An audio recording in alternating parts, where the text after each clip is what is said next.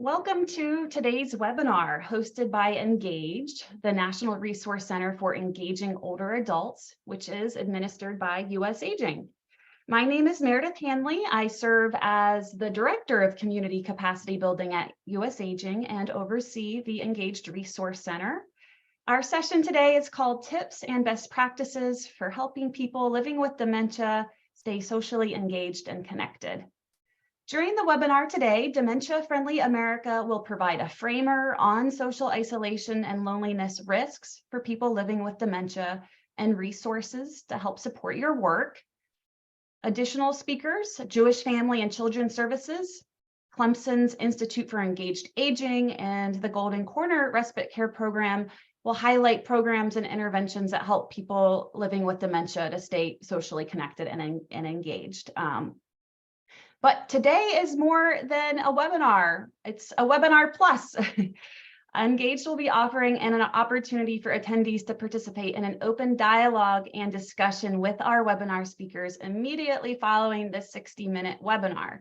So this is a relatively new format for us, and we'd love to hear your feedback. So just do keep your eyes out for a brief survey that will come out following today's session. But basically, following this 60-minute webinar participants, you all on this line today, will be invited to join a 30-minute Zoom meeting.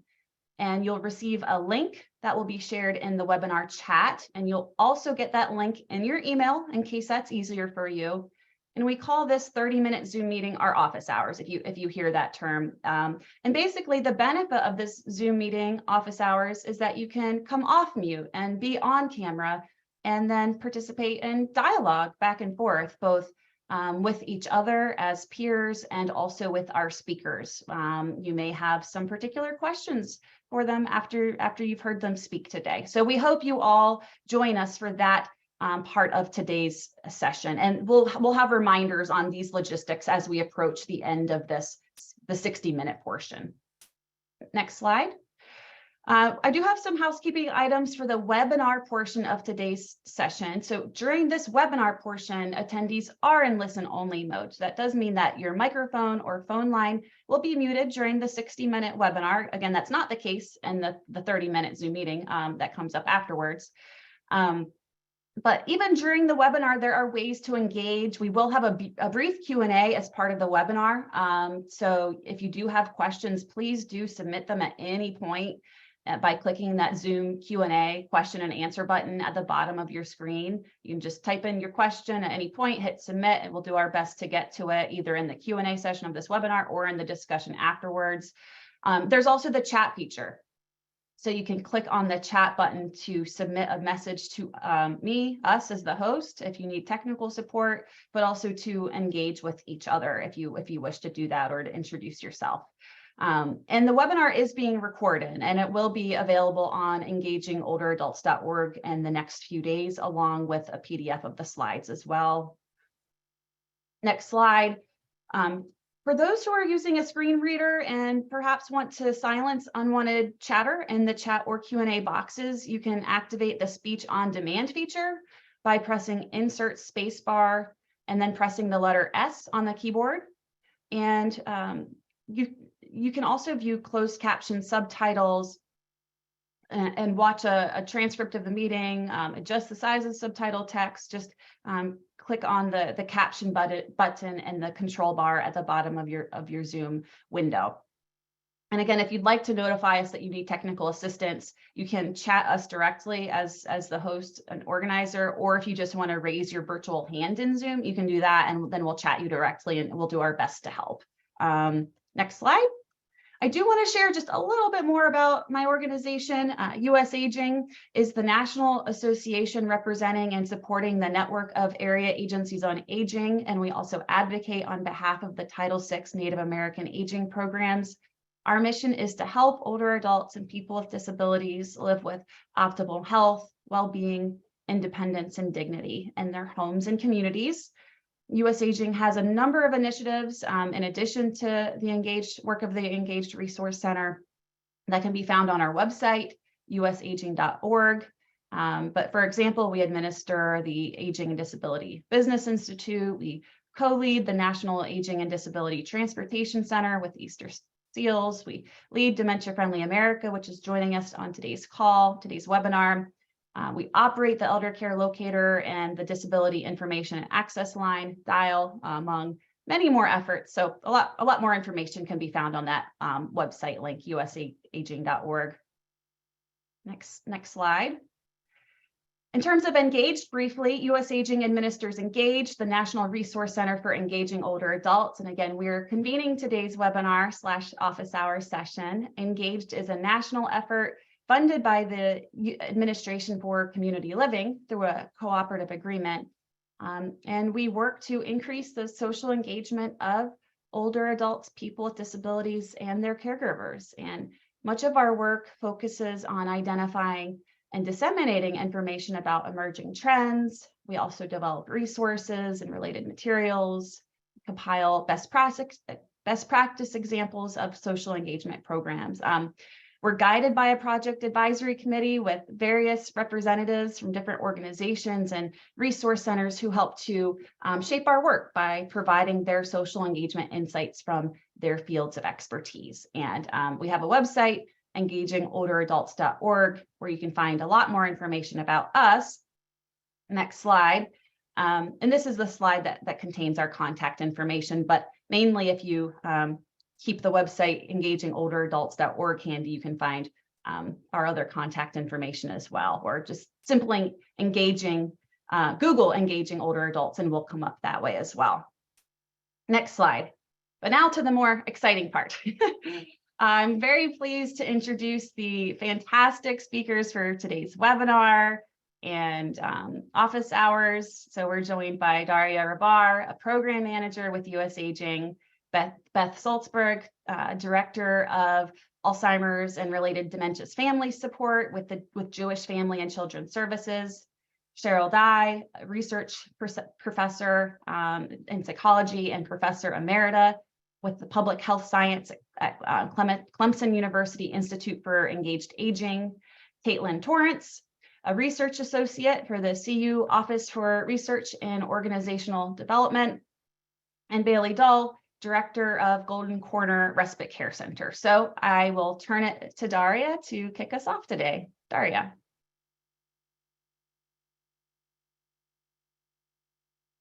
Well, good afternoon, everyone, and thank you so much to Engaged for having DFA participate in today's webinar. It's a pleasure to be with you today. My name is Daria Rabar, and I'm a program manager at US Aging, where I support Dementia Friendly America, which I'm here to talk to you about today as it relates to social engagement and community connection. Next slide. So before we get started and jump into DFA, I figured I'd provide you with an overview of the growing need for dementia-friendly communities and engagement, and just the rising numbers of those affected by Alzheimer's disease and dementia. So as you can see here on the slides, these infographics were grabbed from the 2023 Alzheimer's Facts and Figures report. And as many of you likely already are familiar, 11 million Americans provide unpaid care for over 6 million individuals affected by Alzheimer's disease and dementia. And in total, these caregivers provide an estimated 18 billion hours of care, valued at approximately $340 billion. So this is a significant population of individuals in need of care, as well as access to inclusive activities and environments that are suitable to helping them remain in community and at home where they can thrive. Next slide. But before we kind of jump into the activities and programs that have successfully engaged individuals living with dementia, it's helpful to first consider what factors may impact engagement. Now, I want to just provide a disclaimer. What you see here on the screen and what I'm going to be able to run through is kind of just a broad strokes overview. But please note that everyone's experience is different. So this is not meant to be an exhaustive list or a comprehensive breakdown of the impact of dementia on social engagement. But for starters, we should talk about the stigma that still persists around dementia that can lead to an erosion of confidence and hesitance to speak and engage openly about someone's diagnosis as well as their experiences, which can sometimes contribute to a loss of friendship or make it more difficult potentially to form new friendships. which kind of ties into the next few notes that we have here about how support networks and interactions may evolve over time. Oftentimes people struggle to know how to support people living with dementia, and this lack of support can intensify feelings of isolation, which I'm sure we all can relate to when we feel like we're going through something that others don't identify with or that they may not know how to respond to. And this can be especially challenging for those who live alone. Support from family and friends is vital, but it can be that much more challenging for the increasing number of older adults who live alone to kind of achieve that support. And finally, due to many of the factors mentioned above, many individuals may stop engaging in their regular activities, whether it be due to a diminished sense of confidence or lack of support, which can contribute to loneliness as well as a loss of independence.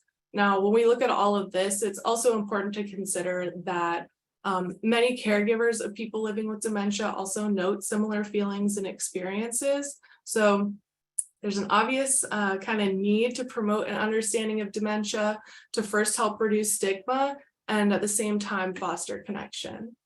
So we can go to the next slide. So with all that said, Dementia Friendly America is a project that really seeks to foster inclusive environments in communities across the country. Dementia Friendly America believes it takes a village to support individuals with dementia and their caregivers. So our vision is that every part of the community plays a role and can work together to take steps to create a dementia-friendly culture. DFA launched in 2015, and we are very pleased with all the growth we've seen over the past 8 years, as our goal is to ensure that communities and individuals across the US are equipped to support people living with dementia and their caregivers. Now, you'll see here, there's 2 primary initiatives housed under DFA. On the one hand, we have Dementia Friendly Communities, which focuses on community-wide impact, but we also have the Dementia Friends program, which is focused on individual impact and raising public awareness about dementia, but I'm going to elaborate a little bit on that later in the presentation. So it's important to note DFA is modeled after the Minnesota Act on Alzheimer's project, and US Aging is the fiscal agent and program administrator for DFA. So that means we maintain the website, program resources, and we welcome communities into this network. Additionally, we're guided by a national council of approximately 35 national leading organizations with expertise in dementia care, healthcare, and caregiving, including advocates living with dementia who are just really focused on how to best support individuals living with dementia and their caregivers. So we can go to the next slide. But before we go any further, I've been using the phrase dementia-friendly community, but what exactly does that mean? We don't have an exact definition, but DFA tries to define a dementia-friendly community as one that is informed, safe, and respectful of individuals living with dementia, their families and care partners, and provide supportive options that foster quality of life. So DFA communities work towards becoming more dementia-friendly by engaging in these activities you see here, adopting a community approach that involves at least 3 sectors of the community, including people with dementia and their care partners in planning, and by adopting dementia-friendly practices and goals, kind of which meaningful and inclusive engagement are regularly, if not always, a priority. And kind of the number 1 principle underlying all of this, consistent throughout dementia-friendly literature and community initiatives, is to include people living with dementia in community efforts because they provide valuable information on kind of what's working well in their community, what needs to change to meet their unique needs. So I'll go ahead and provide a few examples of how just a few of our DFA network members are fostering opportunities for meaningful engagement and connection in their communities on the next slide. But before I jump into these examples that you see on this slide here, I would like to point out that all of these initiatives that we're going to briefly discuss have been developed and implemented at the community level for these specific communities. We just continue to be thrilled to see so much innovation and responsiveness of the local action teams spearheading these community efforts. And these are just a few examples of their creativity and their dedication to not only fostering engagement, but reducing stigma to kind of create those inclusive environments where that kind of engagement can thrive. So as you'll see here, I just picked out 3 examples. It's kind of hard to figure out kind of which ones to pull out, but I thought these were really great illustrative examples that would give you kind of an example of the depth and the breadth of different activities that folks decide to undertake. So we'll first start with Dementia Friendly Nevada, which is led by the University of Nevada School of Public Health, and they host weekly dementia conversations.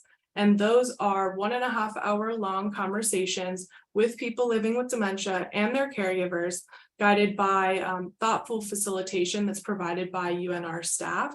So if you're interested in getting a feel for kind of what a dementia conversation is like, how it goes, you can feel free to watch a sample on the website using that link that I've provided on the slides here. And then next, we'll kind of hop over to Minnesota. We have an example from Dementia Friendly Minnesota, and more specifically from Trellis, which is the area agency on aging serving the Twin Cities in Minnesota. And they've gone ahead and developed the Remember Project, which delivers 2-hour events, including a short play that brings to life real issues surrounding care, diagnosis, and the experience of dementia, and really kind of exploring how relationships can be tested in kind of unexpected ways. And these plays are followed by a facilitated conversation that really speaks to the themes, any metaphors, and imagery surrounding the impact of memory loss. And then for my final example, the Denton County Texas Initiative, which is spearheaded by an organization called Stepping Stones, as well as other social service agencies, offers dementia-friendly nature walking groups, and also helps to coordinate designated dementia-friendly worship services. Now, those incorporate lots of music, uplifting yet brief messages, as well as friendly ushers who are ready to support those who may need additional assistance. And if we go to the next slide, I've added just a few more resources that might help inspire your own social engagement work, often with kind of a creative element. So I won't dive into these in depth today, but please feel free to explore the links provided to learn more. If you're interested in embedding it in your work, or you're interested in dementia-friendly work, I hope these can be helpful to you. So we'll go to the next slide.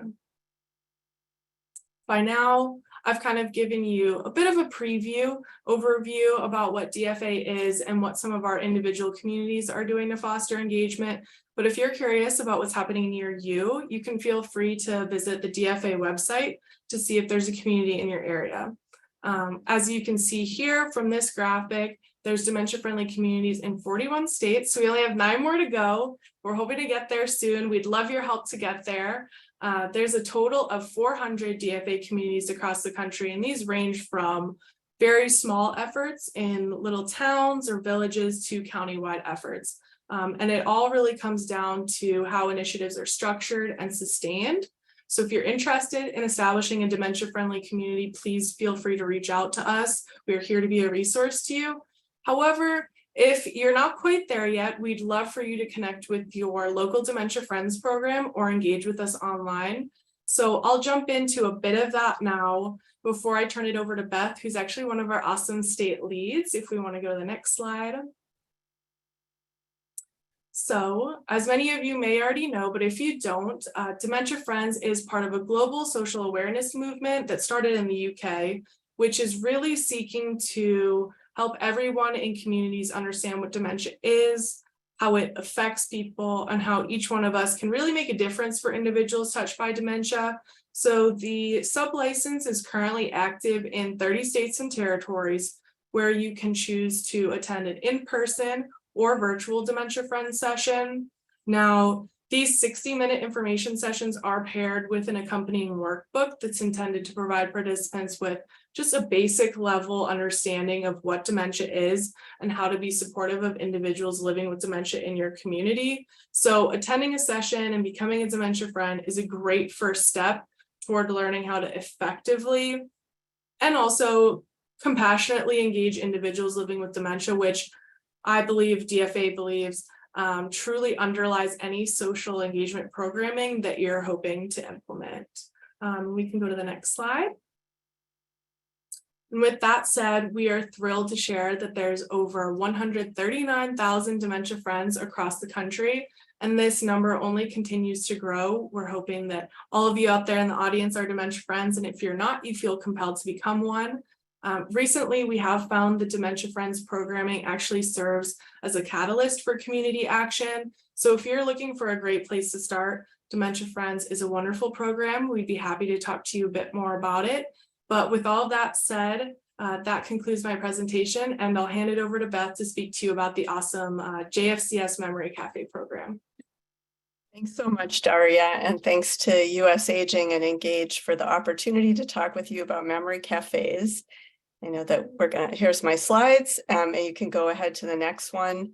So I am a social worker. I run a memory cafe that I'll talk to you about, and I also run a network called The Percolator that helps other organizations to start and run their own cafe. And you can go ahead to the next slide. I'm going to show you a 1-minute video that's a nice overview of what memory cafes are all about. And then I'll talk to you a little bit about the cafe that I run and really why it works. And then finally, I'm going to give you some resources that you can use to get started in your own cafe or feed into a similar social engagement program if you're interested in doing that. Next slide, please. And you can go ahead and run the video if you would.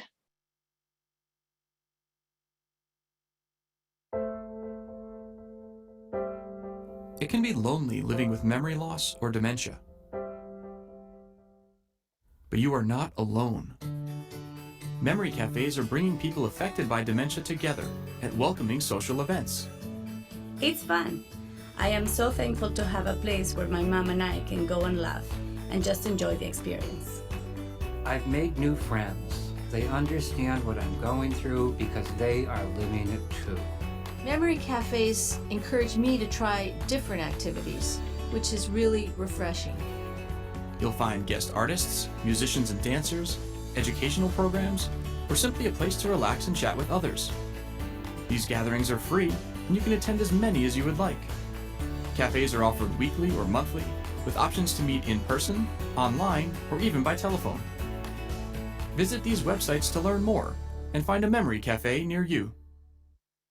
Great, thank you. Next slide, please.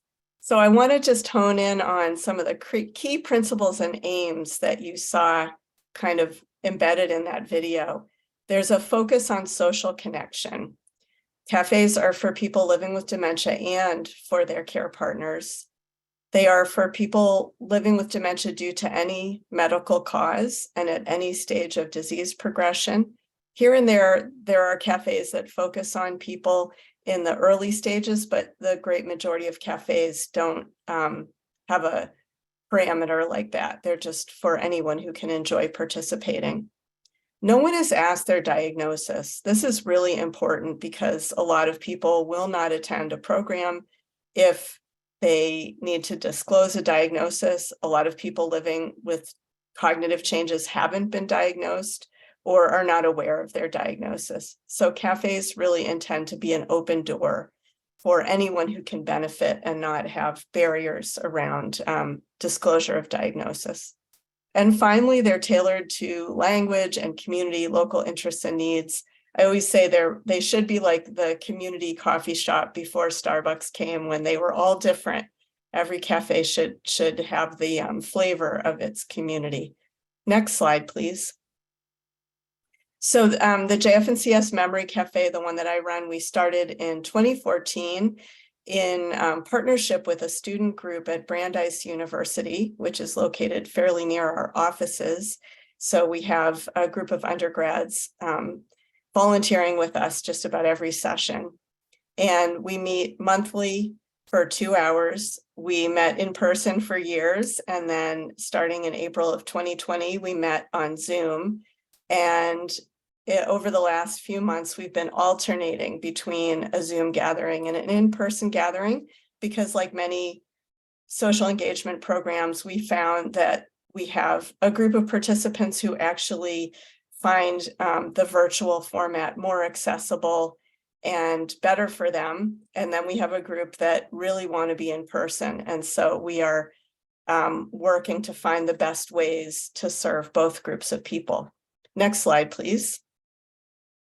So I want to tell you a little bit about what we've learned the impact is, but you always have to ask, well, how do we know what we think we know? And the majority of cafes, including the JF&CS Memory Cafe, have a formal process to get feedback from our participants with the goal of program improvement. But I want to distinguish this from outcome evaluation. There really hasn't been that kind of rigorous process for memory cafes. It's hard for a program like this because they usually meet once a month or maybe once a week for a couple of hours. So it's sort of a small dose compared to other things that may be happening for people in their day or week. So you need a lot of numbers to really get some useful data. And also people come and go. This is not a type of program where someone signs on to participate for a set number of months. So it's hard to really get at outcomes, but I do hope that we will eventually see a multi-site large study to build the evidence base more for memory cafes. Please go to the next slide.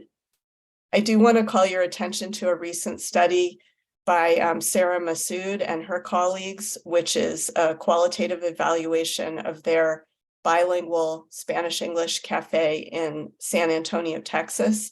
And they found 5 key themes from their analysis of interviews. They found that people living with dementia and care partners were experiencing a reprieve, so a break from usual activities. They were getting a sense of what's still possible, so to focus on strengths rather than disabilities. They were feeling a sense of connectedness with others and inclusivity, that they were included rather than excluded. And then there's a category called value added, which includes cognitive stimulation, education about dementia, learning about other resources, and the opportunity to help others. Very important aspect of well-being. So I do encourage you to look at the full text of that article, and thanks, Rebecca, for putting that into the chat. Next slide, please. I want to just go over some quotes from the participants at the JF&CS Memory Cafe over the years. And I've got 3 categories. I've got some quotes from participants living with dementia, from care partners, and then volunteers. And these are really representative of the feedback we've gotten since 2014. It gives me a feeling of home. I love to know this is not an end for me, but the beginning of a different lifestyle. I've made so many friends here. This is what we need, a place we're treated like everybody else. So those themes have been really consistent, that we're hearing from our participants living with dementia, that they feel included, they feel at home. It gives them a feeling of hope that all is not over, that there is life to be lived, and they're able to connect with others at the cafe, and it's very normalizing environment. Next slide, please. From care partners, we have heard some consistent messages, and these 3 quotes are really good illustrations that I'll read. Joe is ready to come back next month. It is the first positive activity I've had in months. It was so good for me to see Dad having a good time and me being able to relax for a while. Thanks for all the pampering. I needed that too.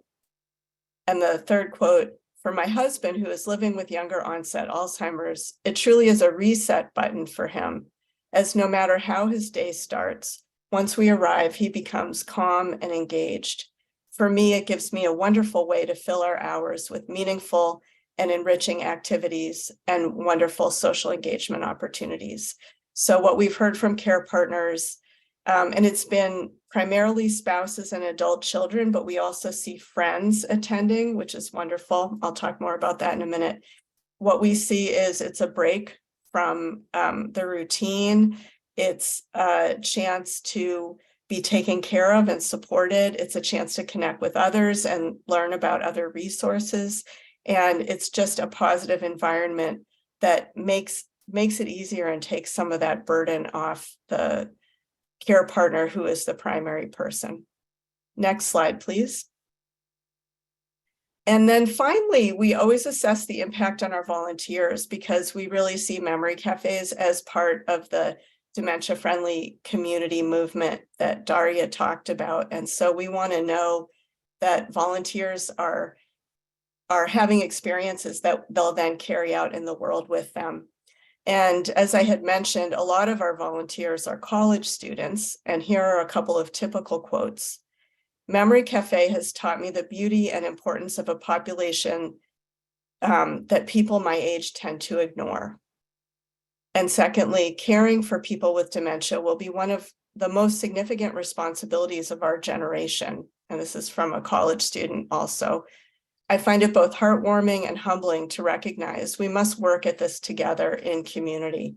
So I think you can see that being able to volunteer in a really joyful, strength-based environment often is eye-opening and very impactful for those community members who take part. Next slide, please. So I want to make one more point before I share with you some resources, which is that memory cafes are a good place to make new friends, but they're also a good place to keep the old friendships and relationships strong. The image you see on the left is Ed, who's been attending our cafe for many years. And then you see Allie and Jackie, who are twins, who were Brandeis students when the three of them, well, when they met Ed. And it's been years since then. Jackie and Allie are now graduates and out working, but they get together with Ed about every month and a half to have dinner together, and he calls them his Memory Cafe granddaughters. So that's a really lovely example of new friendships. The picture you see on the right is from a blog post that we did focusing on Judy and Abby, who are long time family friends. And when Judy developed dementia, Abby began attending the Memory Cafe with her. And one thing I've heard again and again from people who come to our cafe is that all their friends disappeared. This is so heartbreaking for everyone, including the friends who often want to stay connected, but they don't know how. So attending a cafe is a great way to keep those connections strong because the conversation, the activity is provided and facilitated. And so it's just a warm and welcoming context that's easy to go to together. And it's a great way to model activities and ways of talking together that work in the context of cognitive changes. So I always want to encourage people to consider programs like memory cafes and encourage folks living with dementia to think about friends and family friends and kind of that broader circle and see if you can keep people connected in this way. Next slide, please. So I want to just wrap up by leaving you with some resources. The Percolator is a free network. It's been running since 2014. We have participation throughout the US and many other countries as well. And we have a toolkit on starting and running an in-person cafe. We have a virtual and hybrid supplement to that. We have a Google group. We meet on Zoom for quarterly idea exchanges. And the next one is coming up next week, June 14th. And thank you, Rebecca, for putting our web page in the chat. And there's the registration link if you'd like to join us on the idea exchange. Actually, Sarah Massoud is going to be there talking about her bilingual cafe and her research. And we'll also be talking about how you fund a cafe, an evergreen topic. We have PSA videos like the one that you watched in English, Spanish, and Portuguese, guest artist directory. We have a guide that we did together with Dementia Action Alliance on how to encourage leadership and participation among participants living with dementia, and many more videos. So please take advantage of these free offerings. Next slide, please. And here are some additional resources. This is too much to go over, but I know you can access these slides in a few days on the Engaged website. So there's a lot of support out there, so please don't feel you need to start from scratch. Next slide, please. And I also invite you to feel free to email me, and I'm happy to, oh, but I see there's actually an error in my email address. That's supposed to say csboston.org. Looks like I forgot the F as in family. I'll put my proper email address in the chat, but I'm happy to hear from you and talk with you about your Memory Cafe questions. And I would now like to pass the floor to Cheryl.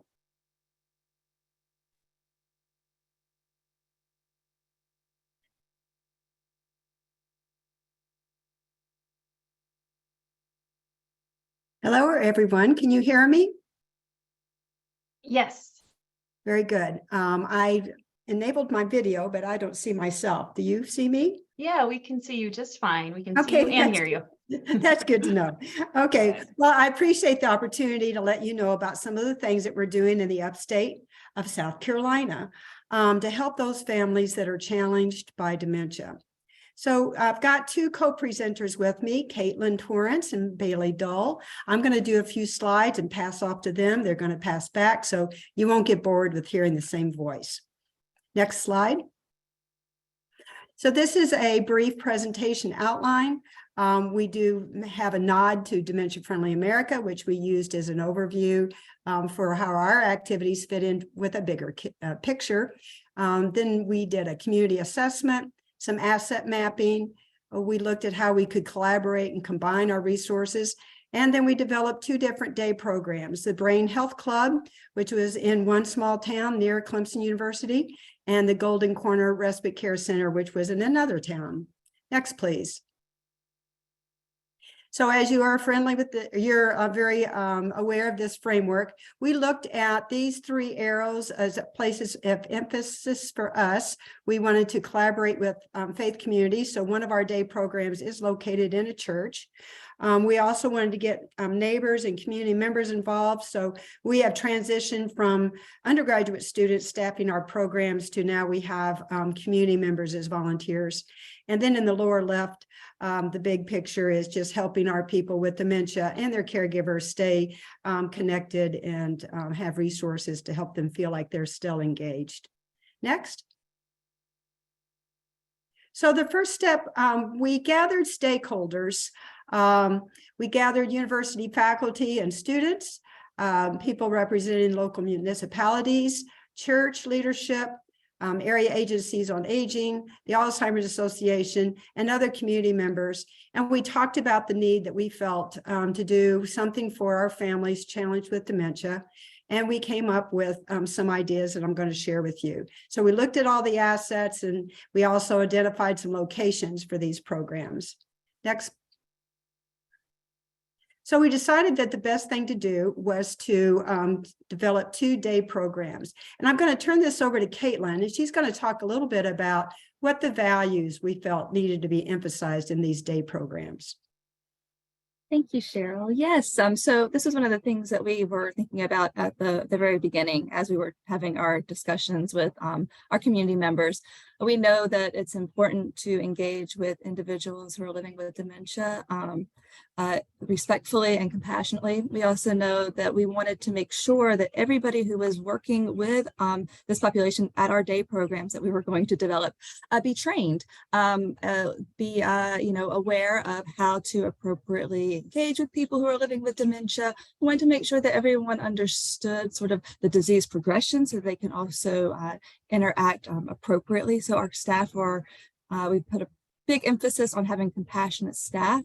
Another thing that we really spent some time on is discussing why it's so important to respect the participants' feelings and emotions, and helping to help our volunteers understand that, because someone is living with dementia, it doesn't mean that they are no longer able to be active members of the community. So they need to feel and want to feel important and valued. And that is one of the main purposes of our programs. Also important is social engagement. Studies are now showing that, being socially engaged is as important as, other health behaviors. So this is a very important piece of healthy living with Alzheimer's disease or related dementia. And it was an ideal focus for our work. And then also we wanted our activities to be failure free, and we wanted to be able to make sure that our activities are tailored in a manner that we're meeting the needs and the desires and the interests of our participants. So we're offering things like music and crafts, but we're also taking time to really tailor it to their individual interests. Bailey's going to talk about that in a little bit. And so this is what we sort of established as we move forward with developing the programs. Next slide, please. So after we met with we did our asset mapping and met with all these individuals who are interested in supporting this initiative, we started thinking about how we could combine our resources, what was available, what could we do to make these day health programs become actual living environments. And so most of it started with the university leadership, and we did a lot of grant writing. We did a lot of exploring in the community, see what grants were available. Many of our things were funded through state level grants. As with the Memory Cafe, a lot of student contributions was used to support and to actually staff these day programs at the beginning. So we have the graduate assistantships and the undergraduate student funding. It's important to identify the location, and we did eventually identify a church, and then later on a closed senior center that we worked to reopen and revitalize. A lot of collaboration with the church leadership at the church site, and then a lot of collaboration with the AAA site director for the senior center that we renovated and reopened. We pulled heavily from the Department on Aging Alzheimer's Resources Coordinating Center funds and respite waivers from the Alzheimer's Association. So these funds were used to basically pay for the time that people were at the respite. And so no money exchanged hands from participants to the day program. It was all funded through these respite waivers, which is a wonderful resource that South Carolina has. Next slide, please. And so as a result of all of this work, we do have the Golden Corner Respite Care Program that was established in 2015. It is located within a church, and the leadership is by the community board and church leadership. It started out with Clemson University students that were coming up with the activities and delivering them, and now it has fully transitioned into community volunteers with a director who will be speaking with us in just a minute, Bailey. And then in 2018, we established the Brain Health Club. And this really did grow out of our philosophy from the Golden Corner Respite Care Program. We knew that there was a need in this additional area for this type of programming. We also knew that there was a closed senior center. And so we worked very closely with the state and with the county to renovate and reopen that closed senior center. And so we used those municipality and county resources. We applied and received a permanent improvement program grant that allowed us to renovate the program or renovate the building. And so this Brain Health Club was also originally staffed by Clemson University students and a doctoral student. I was the doctoral student at the time. And now it is currently led by part-time directors and community volunteers, just like the Golden Corner Respite. Next slide, please. All right, Cheryl, I'll turn it back to you. Actually, I'm going to let Bailey talk about the Golden Corner Respite Care Program. Okay, hey, I'm Bailey. I am the program director of Golden Corner Respite Care. So this was a picture when the program was first established. You can see the participants and as well as all the Clemson students that were the volunteers at the time. Next slide. Okay, so our program, Golden Corner Respite Care, is a day program that meets one afternoon a week. So the goal is to create failure-free activities and give socialization to those participants. So that's done through arts and crafts, chair exercise, music sing-alongs. We have outside guests that come in, socialize with them as well, brain games. We've recently applied for funding for a sensory garden to improve our program and add in more components. So that is hoped to add in different simulations with touching the different plants, smelling them, seeing them, just really kind of giving a new component to the program that we haven't had. And so as a result of all of doing these things, it's helped reduce stress, improve mood for the participants. helps them recall past memories, which is great. They start telling you about these stories about their life that you don't normally hear all the time, and giving them that sense of purpose. It gives them a sense of feeling valued and helpful. I mean, you ask them, say, hey, help me do this, and it's not something they would normally do, and they feel like, oh, I'm helping, I can achieve that. And ultimately, you're improving the quality of their life, which is the goal of what we're all trying to do. And on the other side of that, it's giving the caregiver a break and giving them time to recharge, go run errands, do what they need to do. They come back at their loved one, and they can now take care of them more effectively by having that break. So overall, it's a great program and resource that's out there to help people in our community. So I will turn it over. Thank you, Bailey. Next slide. So this is just a couple of pictures. The Closed Senior Center, we worked with architecture students at Clemson. They drew up some new designs, and we were able to get some funding from a permanent improvement project funding from the state. So that was the renovation phase. Next slide. And there we are at our happy place in September of 2018, where we actually cut the ribbon. You might notice Caitlin there on the left. In one picture, she's very pregnant, and in this picture, she's had her baby. So Caitlin's gone on with her life in spite of all the other things that we've been doing with these programs. Okay, I'm going to turn it back over to Caitlin. And I'm so glad that I'm not pregnant anymore. Next slide, please. Okay, so we know that participant outcomes are really important. And like Beth said, they can be hard to get these outcomes and to measure them.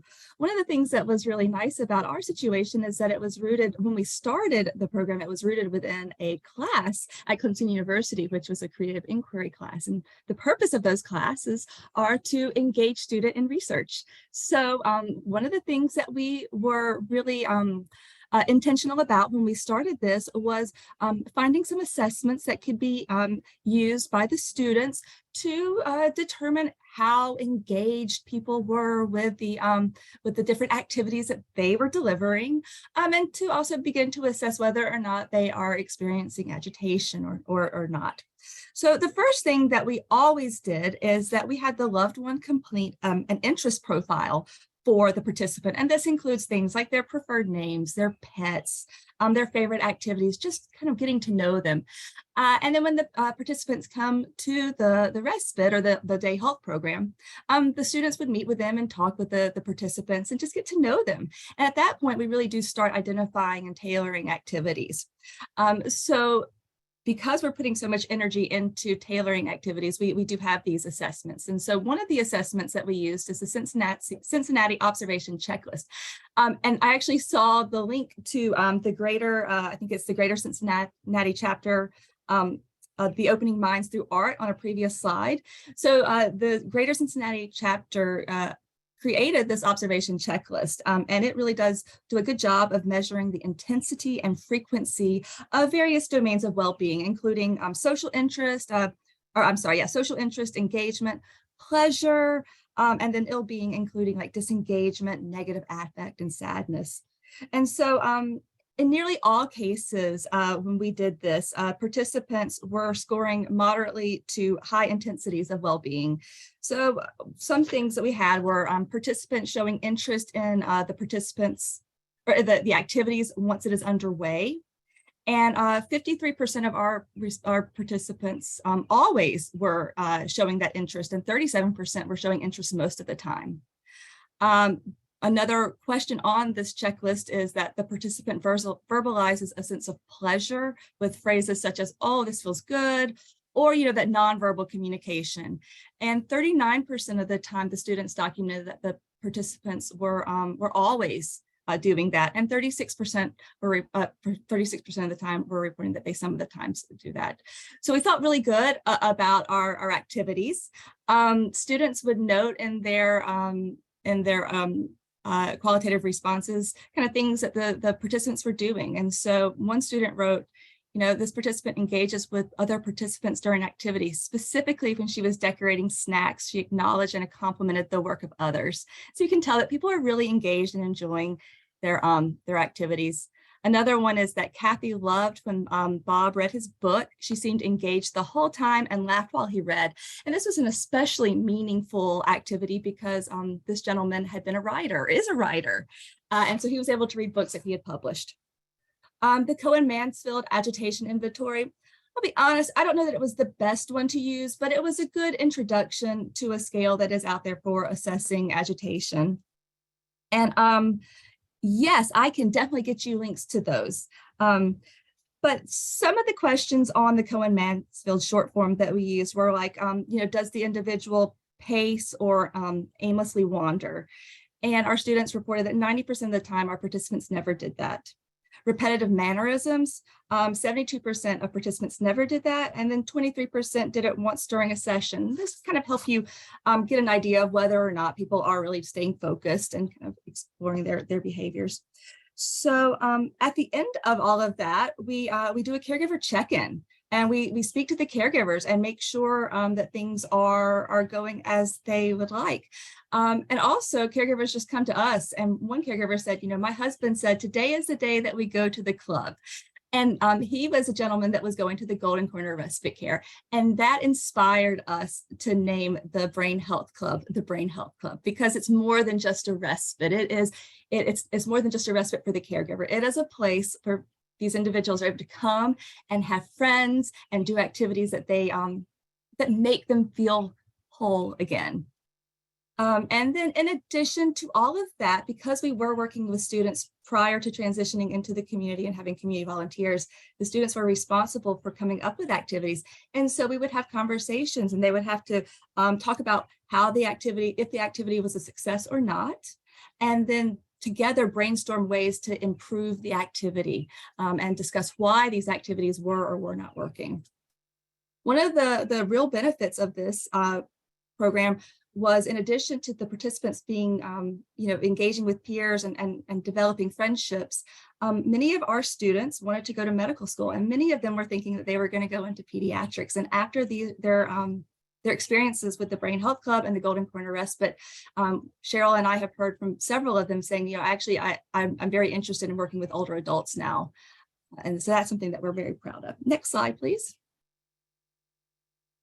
And then just to kind of talk about the Brain Health Club just briefly, this program is truly housed within a multi-generational programming. And so it is, the Brain Health Club is offering those services for individuals with dementia, but in that same building, we are offering AAA services. So there's the congregate meals, there's exercise classes, and then also there are daily after school programs for elementary school students. And just from being in the day program, the Brain Health Club, and seeing how excited the participants would be when they saw the young children walk into the building for the after school program, it was wonderful. So having that multi-generational just environment was very beneficial. And the other thing is that this can be a model that really does work well in these rural communities where there is less infrastructure for having different types of programs. If we can house it within one building, it could be a very beneficial way for rural communities to meet the needs of their community members. Next slide. Thank you, Caitlin. And just to wrap it up, we were pleased to receive an award from the National Association of Area Agencies on Aging, Aging Innovations and Achievement in 2020. So next slide. There's some contact information for us. And that concludes our part of the presentation. Back to you, Meredith. Okay, super. Thank you. Thank you to all of our speakers for those terrific presentations. I am keeping an eye on the clock, and I know we're getting close to the end of our official kind of webinar segment, 2:30, before we then switch over to the 30-minute Zoom meeting. So please do keep your questions coming. We'll take note of those, and if we can't get them to them in this webinar, which is looking tight, we'll make sure we get to those questions in the dialogue session coming up here in the next couple of minutes. But just wanted to highlight a few resources. From Engaged, we did recently release what's called the 2023 What Works? Social Engagement, Innovations and Best Practices. This is a publication that spotlights a range of programs that are featured on the Engaged Innovations Hub, and it features programs that employ a variety there are a variety of interventions featured in that publication that tap into different partners and reach various consumers. We also have an updated community awareness toolkit that was relaunched and updated a few months ago, and it contains a wealth of both new but also updated materials. And a lot of our materials, just in general, but certainly with this toolkit, are customizable. So local agencies can co-brand if they wish, or specifically add their contact information so that consumers can connect with you if they find that material. We have an array of other resources. We have our Social Engagement Innovations Hub.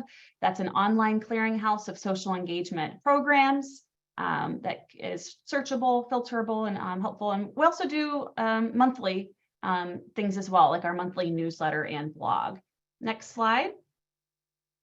I did want to mention an upcoming social media campaign that's going to be taking place June 12th to 16th. So just very shortly here coming up. It's a fill in the blank social media campaign. And we're doing this in recognition of loneliness, the Global Loneliness Awareness Week, with the purpose to help share ideas in ways big and small that all of us can stay socially connected. So, and with the ultimate aim of helping to raise awareness about this important issue. Next slide has a little bit more information on how folks can participate in this fill in the blank sign campaign. And we encourage anybody who's interested to do this. So you may want to, you may wish to send information out through your network, but basically you can visit our website, engagingolderadults.org. From there, you'll be able to find this direct link to the Loneliness Awareness Week campaign. And basically we have a template sign that says, I stay socially engaged by ... and then you personalize it with whatever message that you wish to share there in terms of how you stay socially connected. And then you would take a photo and place it on social media with the hashtags, and you will see other people and how they stay connected too. Next slide.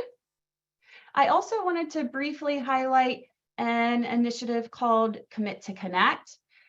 Commit to Connect is a campaign developed by the Administration for Community Living, which also funds Engaged, which and this initiative is also aimed at combating social isolation and loneliness.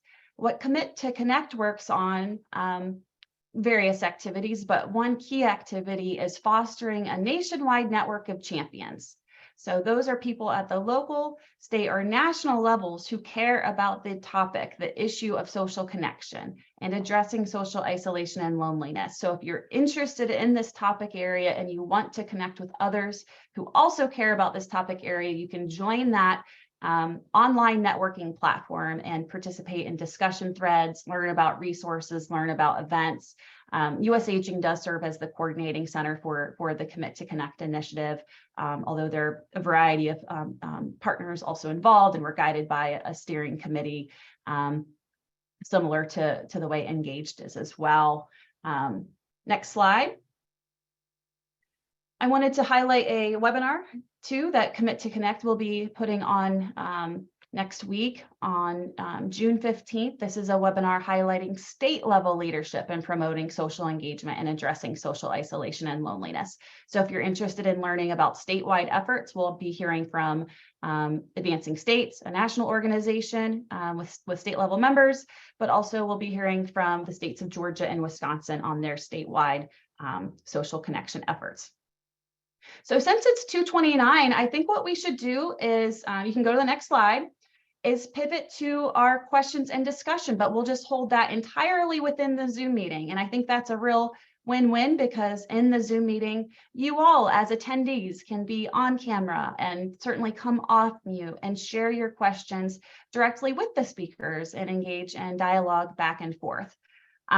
So in your email, but also in the chat here in this Zoom webinar, you will find a link to the Zoom meeting. And so basically you would just want to copy that link and place it in your browser, or click on it, place it in your browser, and that will open you up in the Zoom meeting. You may first need to disconnect from this Zoom webinar in order to open up the Zoom meeting, but just make sure you copy that from this chat here or from your email. In your email, you would find in your inbox the same email that you used to register for this webinar. You would just find an email from the Engaged Resource Center. As we've been participating here, we sent out an email with this direct Zoom meeting link. So if you have any problems getting it from the chat here, you will find it in your email. And we'll just reconvene there in a few minutes where we can have some more direct dialogue. Allie will stay on this webinar for a couple more minutes with the US Aging team. So if you have any questions, you can use the chat here to connect with Allie.